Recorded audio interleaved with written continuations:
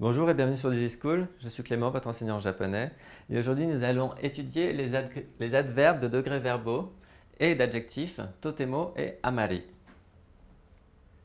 Alors, que sont totemo et amari? Ce sont des adverbes de degrés verbaux que l'on utilise pour les verbes mais aussi pour les adjectifs.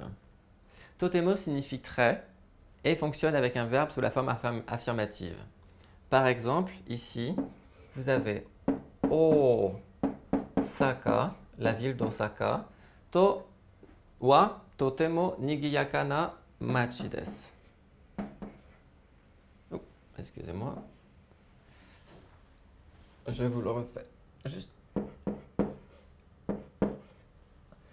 Donc, Osaka, la ville d'Osaka, wa totemo, très, nigiyaka, agité,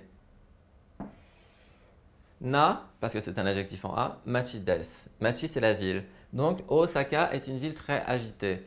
On entend par nigiyaka qu'il y a beaucoup de bruit, qu'il y a beaucoup de monde, mais ce n'est pas agité comme dangereux, hein. Il faut savoir que dans le japonais moderne, donc à Tokyo notamment et dans les grandes villes, beaucoup de jeunes utilisent totemo avec un verbe à la forme négative.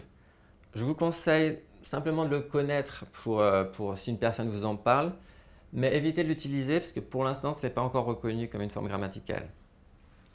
Ensuite, alors l'adverbe amari. Amari fonctionne avec un verbe à la forme négative ou un adjectif à la forme négative et signifie pas très, peu. Par exemple, pour l'exemple que je vais vous donner, kono okashi, donc ce gâteau, wa amari, pas très, oishikunai desu, ce gâteau n'est pas très bon. Et donc, vous avez pu voir que j'ai mis le i adjectif avec kunai pour signaler qu'il est négatif. Si ça avait été un adjectif en a, c'est des que j'aurais conjugué. Là, il s'agit d'un i adjectif, donc je conjugue le i adjectif au négatif et je rajoute des à la forme affirmative. Faites attention à cela. Il y a plus de détails sur le cours à l'écrit. Une méthode mémotechnique pour retenir l'ordre des mots dans lesquels vous pouvez présenter. En fait, on peut penser en anglais a very interesting book et en fait, ça devient totemo omoshiroi hon. De cette manière-là, vous pouvez vous rappeler du sens des mots si vous avez un peu de mal au début.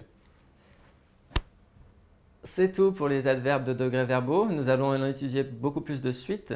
En tout cas, ceux-là seront très très usités. Et j'espère en tout cas que cette vidéo vous aura aidé à les aborder. Et je vous dis à bientôt sur DigiSchool.